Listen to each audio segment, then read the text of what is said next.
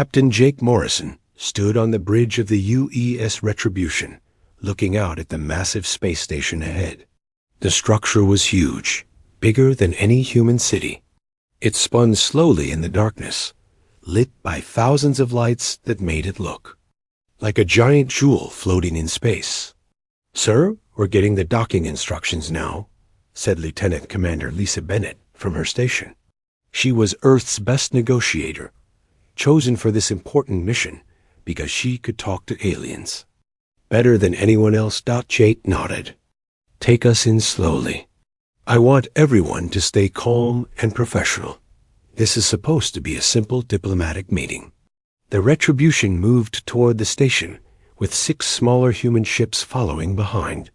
They had been traveling for 3 weeks to reach this place, far from Earth and human space.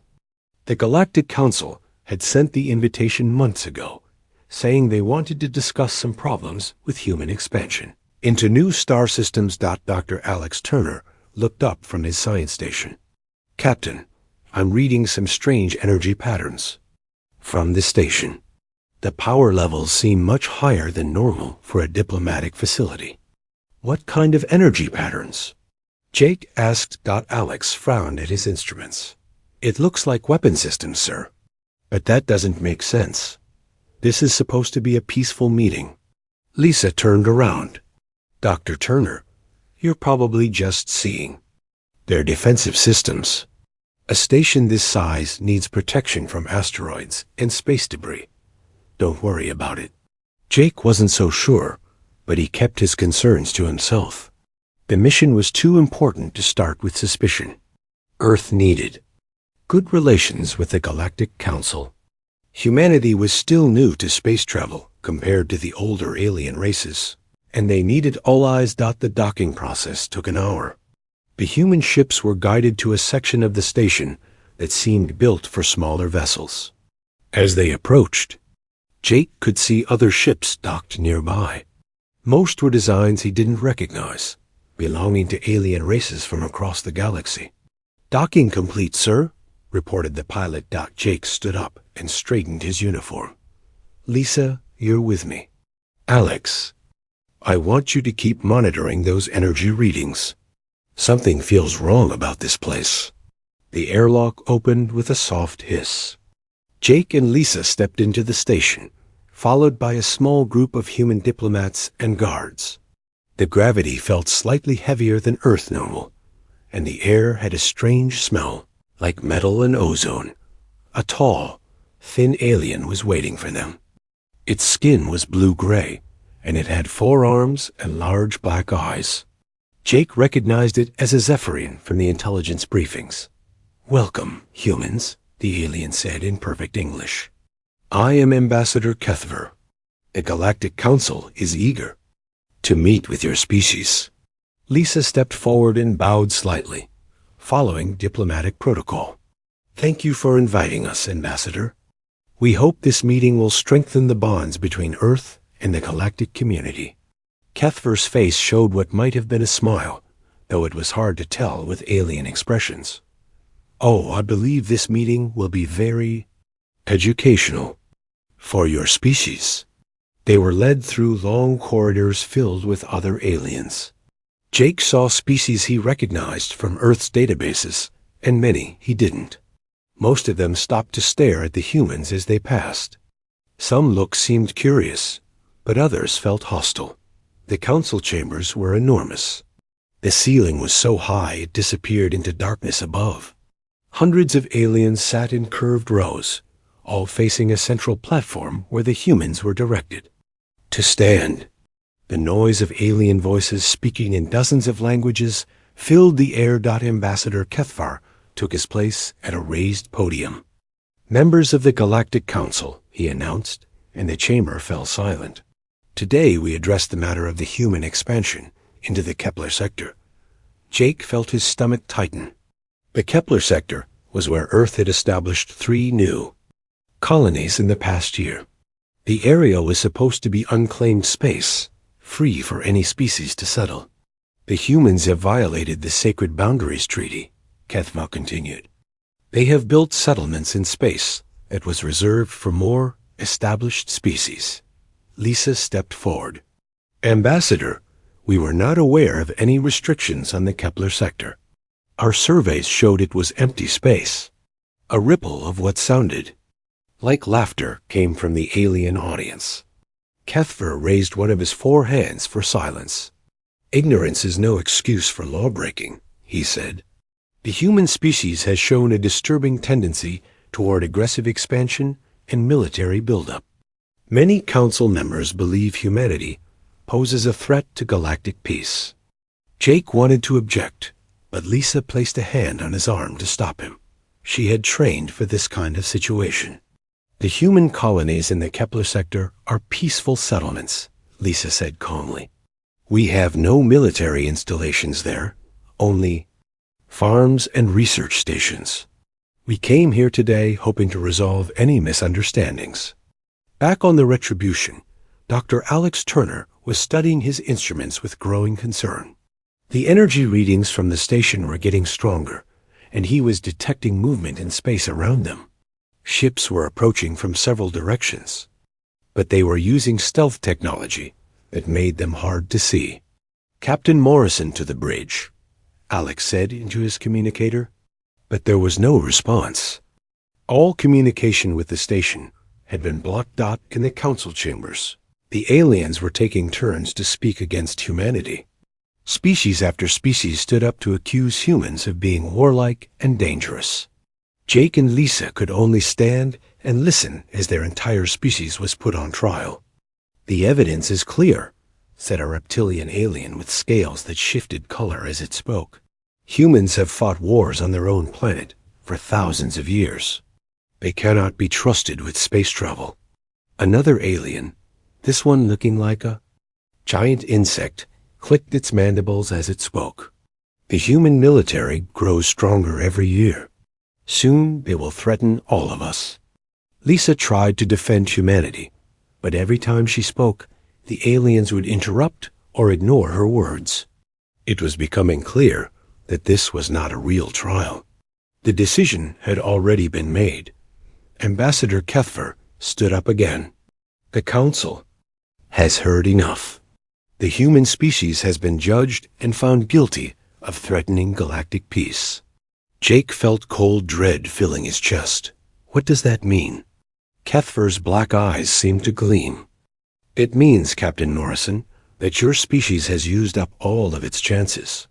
Perhaps it is time for humanity to learn the true cost of defiance. The chamber erupted in alien voices, but Jake couldn't understand what they were saying. He only knew that something terrible was about to happen, and he was trapped far from Earth, with no way to warn anyone. The trap had been set perfectly, and humanity had walked right into it. The ceremonial dinner was supposed to be a sign of hope. After hours of accusations and angry words in the council chamber, Ambassador Kethvar had invited the human delegation to share a meal. Lisa Bennett thought it might be a chance to find some common ground. The dining hall was beautiful, with crystal walls that showed the stars outside. Tables were arranged in a circle, with humans and aliens sitting together. The food was strange but tasty, and some of the aliens seemed friendly. Enough to talk. Jake Morrison sat next to a short, furry alien who reminded him of a teddy bear. The creature was telling jokes that made other aliens laugh, though Jake didn't understand the humor. Still, the atmosphere felt more relaxed than it had all day. Perhaps I was wrong to worry, Jake thought to himself. Maybe this can still work. Out. Lisa stood up with her glass, filled with something that sparkled like champagne. I would like to propose a toast, she said loudly enough for everyone to hear. To understanding between species and to lasting peace in the galaxy. She raised her glass high, and many of the aliens did the same. For a moment, it felt like the beginning of real friendship between humans and the galactic community. Then the doors exploded inward. Soldiers in black armor poured into the dining hall, carrying weapons that hummed with energy. Their faces were hidden behind dark helmets, but Jake could see they were Vorthans, the military arm of the Galactic Council. "Nobody move," shouted the lead soldier in heavily accented English. The friendly aliens at the dinner suddenly weren't friendly anymore. They moved away from the humans quickly, as if they had been expecting this. The teddy bear alien that had been joking with Jake looked at him with cold, empty eyes. "You knew," Jake said, his voice full of anger and betrayal. "All of you knew. This was going to happen." Lisa dropped her glass, and it shattered on the floor. "This is a violation of diplomatic immunity. You cannot arrest diplomats during a peaceful meeting." Ambassador Cuthbert stood up slowly, his 4 arms spread wide. "There is nothing peaceful about your species, human. You are all under arrest for crimes against galactic peace." The human. Security guards reached for their weapons, but the Vorthans were faster. Energy beams filled the air, and 2 of the human guards fell immediately. The others fought back desperately, using tables and chairs as cover. Jake pulled out his sidearm and fired at the nearest Vorthan soldier. His shot hit the alien's armor and sent him spinning, but more soldiers kept coming through the doors. There were too many of them. "Lisa, get down," Jake shouted, pushing the diplomat behind an overturned table. The battle was fierce but short. The humans were outnumbered 10-1, and the aliens had better weapons. One by one, the human guards fell. Jake kept fighting until his weapon ran out of power, then tried to use a broken chair leg as a club. A Vorthan soldier hit him with an energy weapon set to stun. Jake felt electricity course through his body, and his muscles stopped working. He fell to the floor, unable to move but still conscious. "Take them to the holding cells," ordered the Vorthan commander. "Keep them alive. The execution will be public." As the soldiers dragged him away, Jake managed to activate the emergency beacon hidden in his uniform. It was designed to send a distress signal back to Earth, but he didn't know if it would work from so far away. The signal traveled through space for hours, jumping from relay station to relay station. By the time it reached Earth, most of the message was corrupted by interference. Only fragments came through clearly. Admiral Ryan Clark was in his office at Earth Defense Command when the alert came in. The computer played the broken transmission over and over, trying to clean up the signal. "Double quotes, ... under attack, ... council station, ... betrayal, ... fleet movements, ... Ryan's blood went cold." Jake Morrison was one of his best captains, and Lisa Bennett was Earth's finest diplomat. If they were in trouble, it meant something had gone very wrong with the peace mission. "Get me long-range sensors," Ryan ordered his staff. "I want to know what's happening in council space." The sensor readings took 20 minutes to arrive. What they showed made Ryan's heart sink. Massive fleets were moving through space, heading toward human territory. The energy signatures were unmistakably Vorthan, but there were other species with them too. "Sir," said his aide, "we're detecting fleet movements around New Texas, Haven's Rest, and Prosperity Station. Multiple alien species, sir. It looks like they're surrounding our colonies." Ryan stood up so fast his chair fell over. "Sound General alert. Get me Fleet Command, the President, and every ship captain we have. Now." On New Texas, Captain Danny Wright was enjoying a quiet evening with his family when the alarm started. Screaming. He lived near the spaceport, and he could see ships dropping out of hyperspace above the colony. They weren't human ships. Danny kissed his wife and kids goodbye and ran to the Defense Command Center. New Texas only had 12 military ships to protect the entire colony, but they would have to be enough. "All ships, this is right," he broadcast on the emergency channel. "Unknown fleets are approaching the colony. Move to defensive positions." Immediately, the alien attack was swift and brutal. The Vorthan ships didn't just target military installations. They fired on schools, hospitals, apartment buildings, and shopping centers. Danny watched in horror as the children's hospital where his own daughter was born disappeared in a ball of fire. "Command, they're targeting civilians." Danny shouted into his radio. "These aren't military strikes. They're trying to kill everyone." Danny's small fleet fought desperately, but they were completely outgunned. The alien ships had shields that shrugged off human weapons, while the return fire tore through human vessels like paper. "All ships, fall back to the evacuation zone," Danny ordered. "Save as many people as you can." But there was nowhere to fall back to. The aliens had surrounded the entire planet. Danny's ship, the new Texas Defender, was hit by 3 energy beams. At once, as his ship broke apart around him, Danny managed to send one final message to Earth. "This is Captain Wright. New Texas is lost. They're killing everyone, military and civilian. Don't trust the Council. Don't trust any of them. They planned this from the beginning." The message cut off in static and screams. Similar scenes played out at Haven's Rest and Prosperity Station. 3 million human colonists died in the first hour of the attack. The aliens showed no mercy, no hesitation. They had come to commit genocide. Back on the Council Station, Lisa Bennett sat in a prison cell with the other surviving humans. Her face was bruised from the fight in the dining hall, and her diplomatic uniform was torn. A Vorthan guard brought her to an interrogation room where Ambassador Kethver was waiting. The alien's forearms were folded, and his black eyes showed no emotion. "Why?" Lisa asked. "We came here in peace. We wanted to be friends." Kethver tilted his head. "That was your mistake, human. The Galactic Council has been studying your species for decades. We know what you are." "What are we?"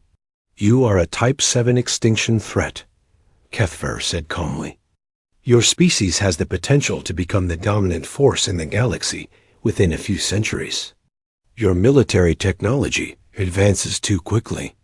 Your population grows too fast. Your aggressive nature makes you unsuitable for galactic civilization." Lisa stared at him. "So you decided to murder us all?" "We decided to manage the threat before it became uncontrollable. The decision was made months ago, long before we invited you here. This meeting was never about negotiation, Lisa Bennett. It was about getting your leadership away from Earth while we eliminated your colonies." "You're monsters," Lisa whispered. Kethver stood up. "We are pragmatists. Your species would have done the same thing in our position. The difference is, we acted first." He walked toward the door, then paused. "Your execution will be broadcast across the galaxy tomorrow. It will serve as a warning to other young species about the importance of knowing their place." The door closed, leaving Lisa alone in the dark cell. But she wasn't thinking about her own death. She was thinking about the 3 million people who had already died, and the billions more on Earth who were about to face the same fate. Earth had been betrayed by beings they had trusted. The galaxy had shown its true face, and it was uglier than humanity had ever imagined. But Lisa had one thought that gave her hope, even in her darkest moment.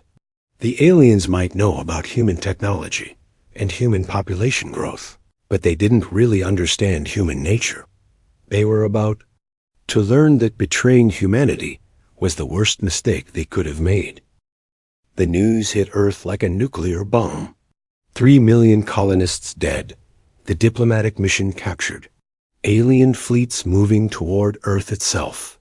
In the emergency session of the Global Defense Council, nobody spoke for a full minute after Admiral Ryan Clark finished his report. President Maria Santos was the first to break the silence. "How long do we have?" "The Vorthan main fleet will reach Earth in 72 hours, Ryan replied. "Intelligence estimates they have over 2,000 ships. We have 300 combat vessels ready for battle. Then we're finished," said General Carlos Martinez, head of Earth's ground forces. "We can't fight those odds." Ryan stood up slowly. His eyes had a cold look that made everyone in the room uncomfortable. "General, with respect, you're thinking like a traditional military officer, but this isn't a traditional war." "What do you mean?" President Santos asked. "The aliens made one fatal mistake," Ryan said. "They think they know us, but they don't. They've studied our history, our technology, our population numbers, but they don't understand what makes humans truly dangerous." Ryan activated a holographic display that showed classified military projects. 3 years ago, we started something called Project Achilles. It was designed for the worst-case scenario, a war where humanity faced extinction. The hologram showed weapons and ships that looked nothing like Earth's regular military equipment. These vessels were sleek and deadly, built for one purpose: total war. "We've been preparing for this day since we first made contact with alien species," Ryan continued. "Every cargo ship, every civilian transport, every mining vessel built in the last 3 years can be converted to a warship in less than 6 hours. Captain Steve Parker was loading medical supplies onto his cargo ship when the alert came through. He had been a civilian hauler for 15 years, carrying goods between Earth and the outer colonies. He thought his fighting days were behind him. The conversion process was like nothing he had ever seen. Military teams swarmed over his ship, installing weapon systems, armor plating, and shield generators. In 4 hours, his peaceful cargo hauler had become a warship. "Captain Parker," said the military technician, "your ship is now designated as Attack Vessel 77 Alpha. You'll be leading a squadron of converted freighters in the opening assault." Steve looked at his transformed ship. The weapons were experimental, based on technology that pushed the limits of physics. "What exactly are we supposed to do with these things?" "Whatever it takes to make sure humanity survives, sir." Across Earth, the same transformation was happening. Everywhere. Dr. Amy Rodriguez, who had been working on artificial intelligence research, found herself in charge of cyber warfare operations. Her job was to create computer programs that could infiltrate alien networks and turn their own systems against them. "The aliens have been spying on us for years," Amy explained to her team. "But they never imagined we were spying on them too. We have access to their communication systems, their ship designs, even their personal files." Amy's fingers flew across her keyboard as she activated programs that had been hidden in alien computer networks for months. "Every time they visited Earth, every time they sent us a message, we planted software in their systems. Now it's time to wake it up." But the most shocking revelation came from Commander Tony Hughes, a military archaeologist who had been studying ancient alien ruins found in human space. Tony had discovered something that changed everything. "The Council has done this before," Tony announced in an emergency briefing. "We found records in the progenitor ruins. The Galactic Council has been eliminating dangerous species for thousands of years." The holographic display showed the remains of a dozen dead civilizations. Each one had been destroyed by the Council using the same methods: fake diplomatic meetings, surprise attacks on colonies, and public executions to terrify other species. "But here's the important part," Tony continued. "Each species that was destroyed left behind weapons. Hidden weapons, designed to be found by whoever came after them. The progenitors weren't just trying to preserve their history. They were trying to arm their successors for revenge." Colonel Beth Adams, Earth's most experienced combat pilot, stared at the alien weapon systems Tony had discovered. They were thousands of years ahead of human technology, but they came with complete instruction manuals written in dozens of languages. "How do we know these weapons will work?" Beth asked. "Because they're still waiting," Tony replied. "Every extinct species in the galaxy left behind a piece of their hatred, hoping someone would eventually use it against the Council. Today, that someone is us." The transformation of humanity was swift and total. Peaceful farmers became soldiers. Scientists became weapon designers. Cargo pilots became squadron commanders. Every human on Earth understood that this was not just a war. It was a fight for the survival of their entire species. Admiral Ryan Clark stood in the command center, watching as Earth's hastily assembled fleet prepared for launch. The ships looked strange, cobbled together from civilian vessels and ancient alien technology. But they were crewed by humans who had nothing left to lose. "Sir," reported Captain Kate Phillips, who had been given command of the assault fleet, "all vessels. Report ready for departure.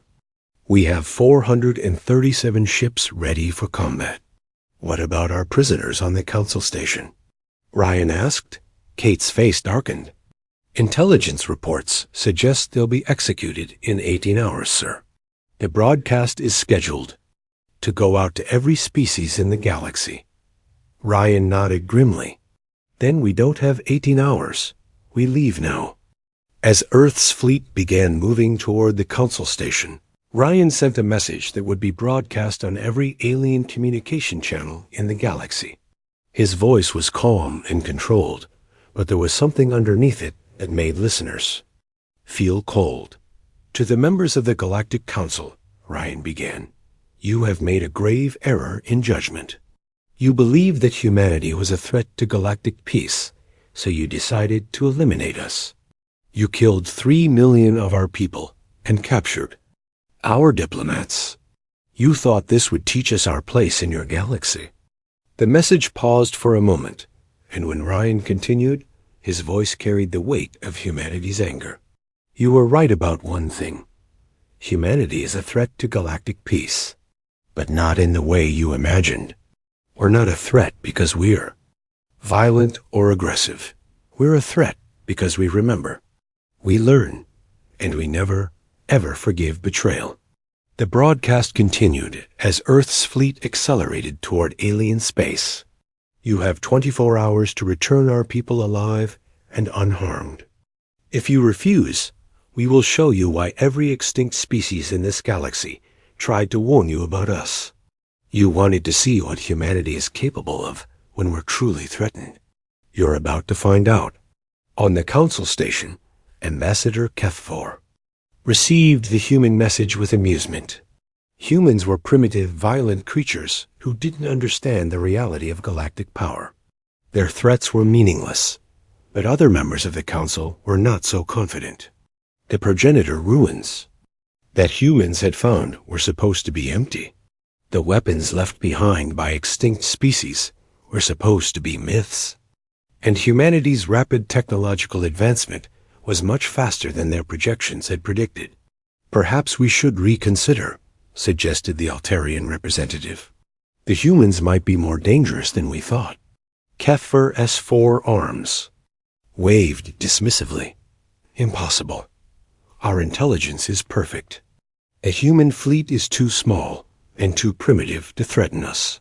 When they arrive, we will destroy them completely. Then the galaxy will see what happens to species that refuse to accept their place." But even as he spoke, Kethfer felt a small flutter of doubt. The human message had been broadcast with technology that should have been impossible for them to possess. And there was something in the human admiral's voice that reminded him of recordings from the last days of the 4 progenitor empire. Those recordings had been full of rage and promises of revenge. The progenitors had died, but their warnings about humanity had been very specific. They had called humans the species that learns from death and the inheritors of our anger. For the first time since the operation began, Kethfer wondered if the council had made a terrible mistake. Behind him, the preparations for the human executions continued. But the weapons that would kill the prisoners were the same ones the progenitors had warned about. And somewhere in the darkness of space, a human fleet was coming to collect on 10,000 years of accumulated debt. Earth's revenge began not with massive battles, but with something far more terrifying: silence. Across the galaxy, alien communication networks suddenly went quiet. Power grids failed during important ceremonies. Ships found themselves drifting in space with dead engines. The attacks were surgical, precise, and completely unexpected. Captain Nick Foster led the first wave of human infiltration teams. His ship, a converted mining vessel called the Earth's Fury, had been equipped with stealth technology reverse-engineered from captured alien scouts. They approached the Vorthen home system like ghosts in the darkness. Target acquired, Nick reported to Admiral Clark. The main power station for their capital city, Dr. Rodriguez's virus, should be in their system by now. On Earth, Dr. Amy Rodriguez sat surrounded by dozens of computer screens, each one showing a different alien network she had infiltrated. Her fingers moved across multiple keyboards simultaneously as she activated programs that had been dormant for months. Initiating Phase 1, Amy announced. Nick, you should see their defenses going down in 3.2.1. The Vorthen. Power station's shields flickered and died. Emergency alarms began wailing across the alien city as their most advanced technology suddenly turned against them. Traffic control systems sent vehicles crashing into buildings. Communication towers broadcast the screams of dying human colonists directly into Vorthen homes. Even their food production facilities began producing toxins instead of nutrients. But the psychological warfare was even more devastating. Dr. Sam Torres, Amy's partner in cyber operations, had spent weeks studying Vorthen culture and psychology. He knew exactly how to break their society. The Vorthens value order above everything else, Sam explained to his team. Their entire civilization is built on the idea that they are superior beings who control chaos. So let's give them chaos. Every screen in the Vorthen capital began showing images from human history, wars, disasters, and destruction from Earth's violent past. But these weren't random images. They were carefully chosen to show what humans were capable of when pushed to their limits. The final image was a message in the Vorthen language. This is what you created when you betrayed us. This is what we are bringing to your worlds. Meanwhile, the rescue mission to save the human prisoners had begun. Lieutenant Colonel Grace Murphy commanded a strike force of 50 ships, all armed with weapons that violated every galactic treaty on warfare. They moved through space like predators, hunting the massive council station. Colonel, we're picking up the execution broadcast signal, reported her communications officer. It's scheduled to begin in 6 hours. Grace's jaw tightened. Then we're too late for a stealth approach. All ships, maximum speed, were going in loud and proud. The battle for the council station was unlike anything the galaxy had ever seen. Human ships moved with impossible coordination, as if they shared a single mind. The progenitor weapons they carried tore through alien shields like they were made of paper. But what shocked the defenders most was the humans' complete disregard for their own safety. Ships with failing engines rammed themselves into alien vessels. Pilots with damaged weapons used their ships as missiles. Every human seemed willing to die if it meant saving their captured comrades. Captain Luke Anderson's squadron broke through the station's outer defenses and began boarding operations. The human Marines who poured out of the ships fought with a savagery that terrified even the battle-hardened Vorthen soldiers.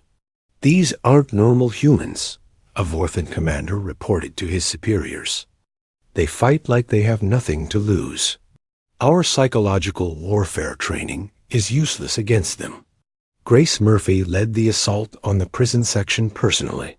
She moved through the station's corridors like a force of nature, cutting down alien guards with weapons that seemed to anticipate her enemy's movements. The progenitor technology responded to human emotions, becoming more deadly as its users grew angrier.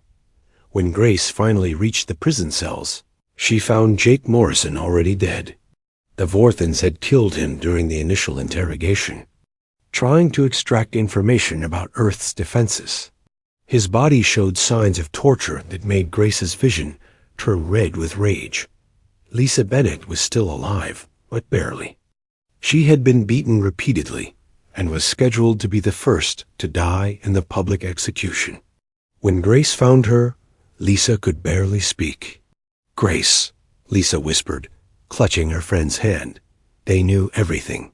This was planned months ago. The whole galaxy ... They all wanted us dead. "Save your strength," Grace said, trying to lift Lisa carefully. "We're getting you out of here." But Lisa shook her head weakly. "No time. The execution chamber ... They have codes. Military frequencies ... Stop them." Lisa died in Grace's arms, but not before passing along crucial intelligence about the Council's military networks. Her final words were coordinates to hidden alien weapons facilities and the locations of species that had helped plan humanity's genocide. The discovery of their friends' tortured bodies triggered something primal in the human forces. What had begun as a rescue mission became something much darker. The humans stopped taking prisoners. They stopped following the rules of warfare. They became exactly what the aliens had feared they might become. Captain Luke Anderson's fleet didn't just destroy Vorthan military bases. They ensured that nothing would ever grow on those worlds again. The progenitor weapons included devices that could poison soil, contaminate water supplies, and make entire planets uninhabitable for centuries. "Sir," one of Luke's officers said nervously, "the targeting computer is locked onto their agricultural worlds. Those are civilian targets." Luke's eyes were cold as space. "They killed our civilians first. They wanted to see what humans do when we're threatened with extinction. Now they get to find out." The weapons fired, and 3 Vorthan farming worlds became barren wastelands in minutes. The aliens' food supply chain collapsed overnight. Millions would starve in the coming months, just as the humans in the colonies had starved when their worlds were destroyed. But the most terrifying aspect of humanity's counterattack was its coordination. Dr. Amy Rodriguez had infiltrated every major alien computer network in the galaxy. She could monitor their communications, track their ship movements, and predict their strategies before they made them. "Admiral," Amy reported to Ryan Clark, "the Vorthans are requesting emergency aid from the other Council species. They're calling for a full galactic alliance against humanity." Ryan smiled grimly. "Good. Let them all come together. It will make our job easier." The human fleet had grown as more converted civilian ships joined the battle. Earth's entire merchant marine had been weaponized, creating a force that was larger and more mobile than any military in galactic history. They didn't fight like traditional navies. They fought like a swarm of angry insects, striking everywhere at once. Captain Steve Parker, the former cargo hauler, found himself commanding a squadron of converted freighters in an attack on the Eltarian shipyards. The aliens had expected human ships to fight in neat formations, following predictable tactics. Instead, the humans came from every direction, using asteroids and space debris as cover. "This is insane," an Altarian commander broadcast on an open channel. "These humans fight like they don't care if they live or die." Steve responded on the same frequency. "That's where you're wrong, alien. We care very much about living. That's why we're making sure you don't." The psychological impact of humanity's attacks spread across the galaxy faster than the physical damage. Species that had never heard of humans suddenly found themselves receiving broadcasts showing the destruction of Vorthan worlds. The message was always the same. This is what happens when you betray humanity. On the Council station, Ambassador Kethver watched in growing horror as reports came in from across the galaxy. The humans weren't just winning battles. They were destroying the very foundations of galactic civilization. Trade routes were disrupted. Communication networks were compromised. Entire star systems were going dark. How is this possible? Keffer demanded of his military advisors. Our intelligence said humanity was a primitive species with limited technology. Sir, one of his aides replied nervously, it appears our intelligence was wrong. The humans have been preparing for this war much longer than we thought, and they're using weapons that predate our civilization.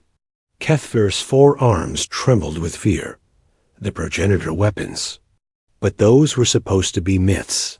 Not myths, sir. The humans found them. All of them. Every weapon left behind by every species we've eliminated over the centuries. They've turned the anger of the dead against us. For the first time in his long career, Ambassador Keffer understood what it meant to be truly afraid. The Galactic Council had created rules to prevent exactly this kind of warfare. No species was supposed to have access to extinction-level weapons.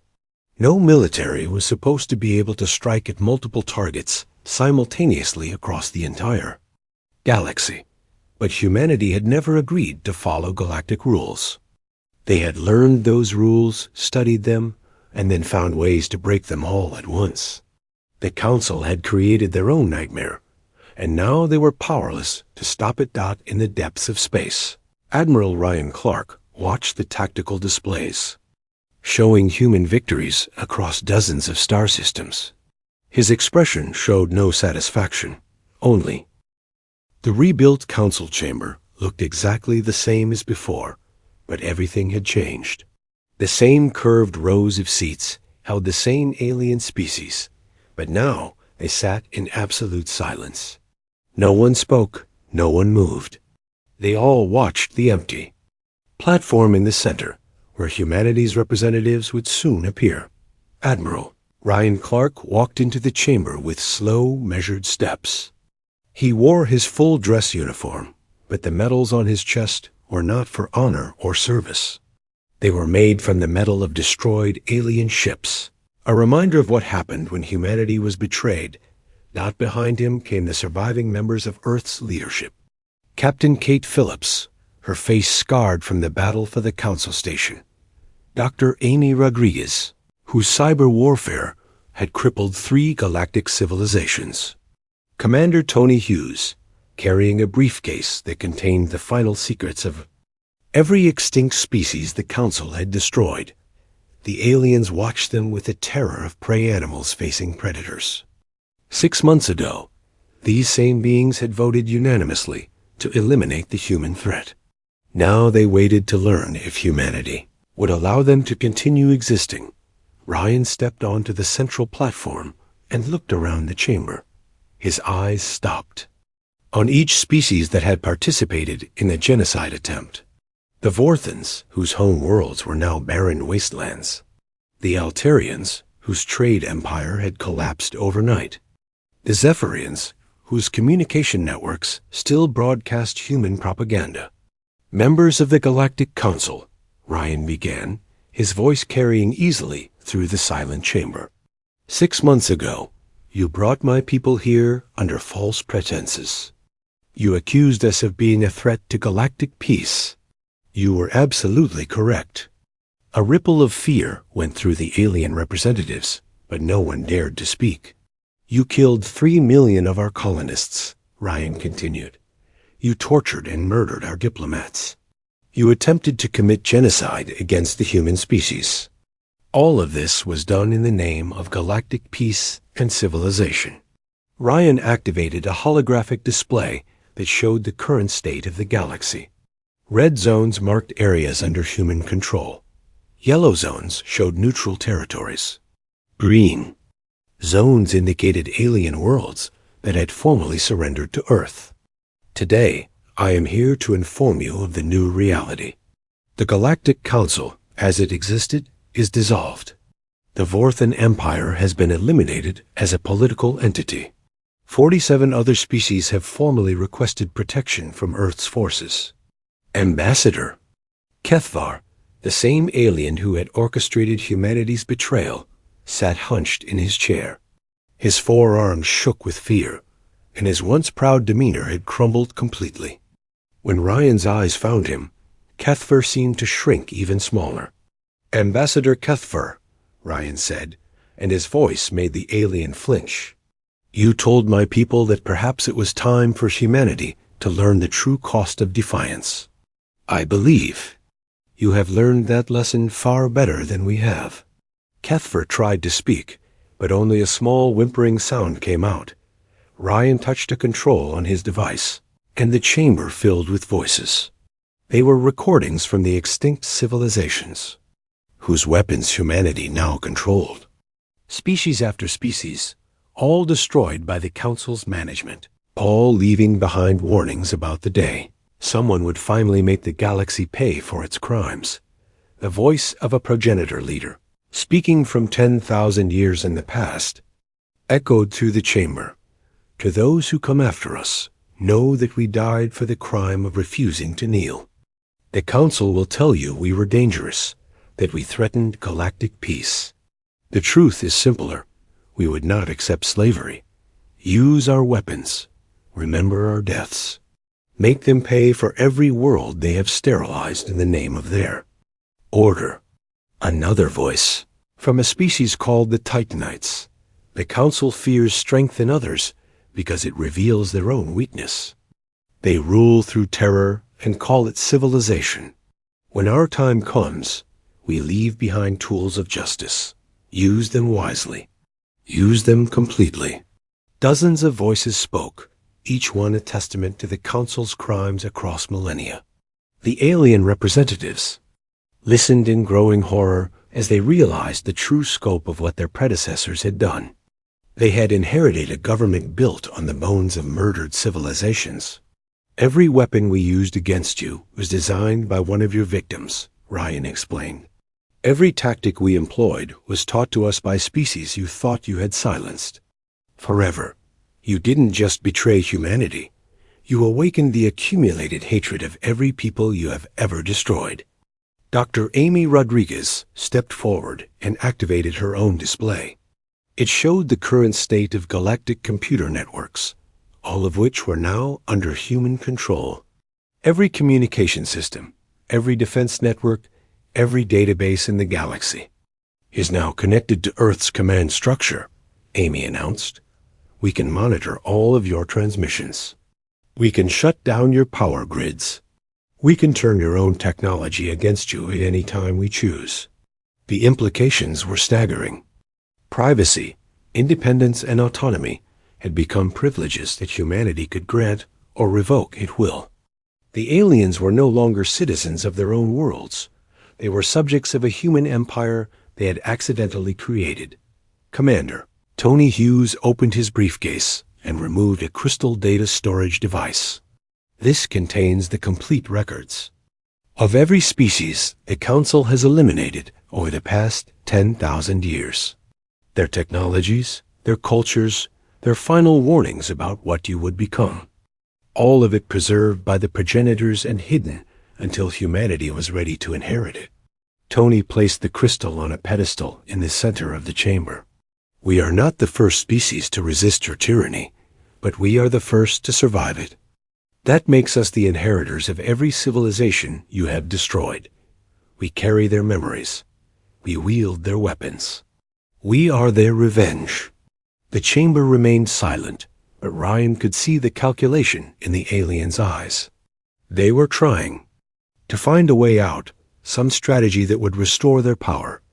He decided to eliminate that hope permanently. "You are probably wondering if there is some way to regain control," Ryan said. "Some alliance you could form, some weapon you could build, some strategy that would allow you to defeat humanity and return to your old ways." Ryan smiled, and it was not a pleasant expression. "Let me make the situation perfectly clear. Earth's fleets now control every major hyperspace route in the galaxy. Our cyber warfare capabilities have compromised every major computer system your species depend on.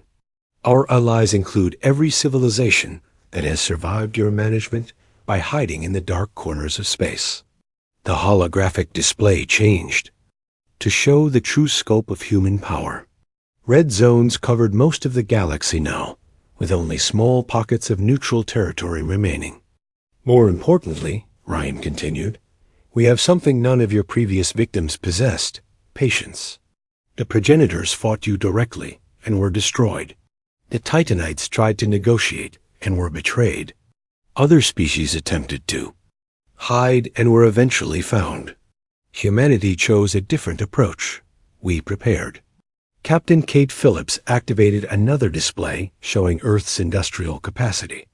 While you thought we were primitive cargo haulers and farmers, we were building the largest military-industrial complex in galactic history. Every human settlement, every mining operation, every research station was designed to support total war. We have been preparing for this conflict since the day we first learned you existed. The aliens finally understood the scope of their defeat. This hadn't been a desperate last stand by a cornered species. This had been a carefully planned conquest that had taken decades to prepare. Humanity had been studying the galaxy, learning its weaknesses, and preparing to exploit them.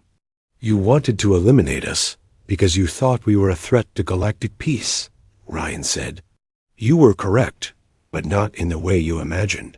We are indeed a threat to the kind of peace you created, a peace built on fear, oppression, and the systematic murder of anyone who refused to obey. Ryan's voice carried the weight of absolute authority. From this day forward, the galaxy operates under new rules. Earth is the supreme governing authority. All major military decisions must be approved by human commanders. All species development will be monitored by human observers. Any attempt to develop weapons capable of planetary destruction will result in immediate intervention. You may continue to govern your own worlds and conduct your own affairs, provided you do not threaten other species or attempt to restrict trade and communication. You will contribute resources and personnel to a galactic defense force commanded by humans. You will accept human arbitration in all interspecies disputes. The terms were not negotiation. They were a declaration of permanent occupation. A galaxy would continue to function, but it would function according to human rules and human values. Ambassador Kethfer finally found his voice. And if we refuse these terms? Ryan looked at him with the expression of someone explaining something to a child. Ambassador, you are no longer in a position to refuse anything. The choice is simple. Accept human authority and continue to exist, or reject it and join the other extinct species whose weapons we now control. The vote was unanimous, just as it had been 6 months earlier when the Council had voted to destroy humanity. But this time, the aliens voted to accept their own subjugation. They had no choice. As the formal surrender was signed, Ryan made one final announcement. This sea